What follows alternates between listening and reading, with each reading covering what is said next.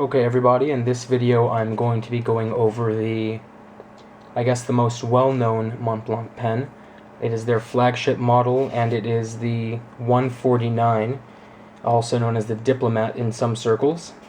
This is the box that it comes in. You can already tell it's much larger than most boxes. It's about, 4 inches maybe tall. Mont Blanc logo.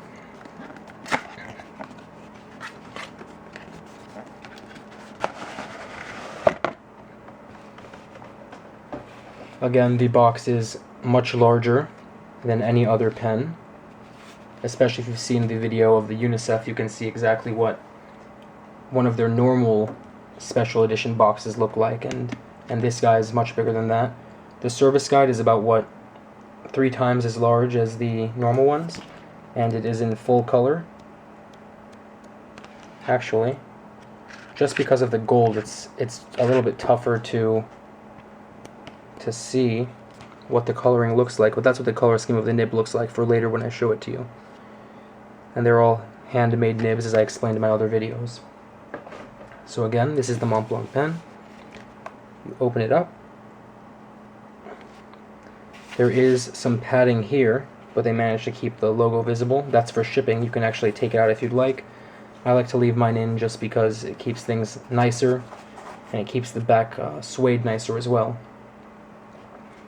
This set comes with a bottle of their ink, of their mystery black ink, as well as the actual pen. And the ink is the shoe shape, so that when you're running low you can actually tip it back, keep the ink right here, and still be able to fill your pen up. As you can see, this pen is much larger than any of the other pens. It's almost about the size of a cigar. The well-known Mont Blanc top of the mountain looking down aerial view. Serial number on the side. Again, this one is unscrewed.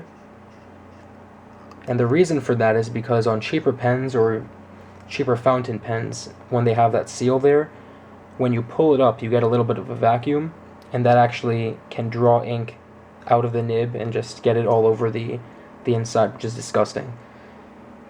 So this thing to note, these little windows right here, these are actually there to help you see how much ink you have left in your pen. And on vintage models you'll notice they're normally stained a little bit darker because of the ink reacting with the clear precious resin, aka plastic.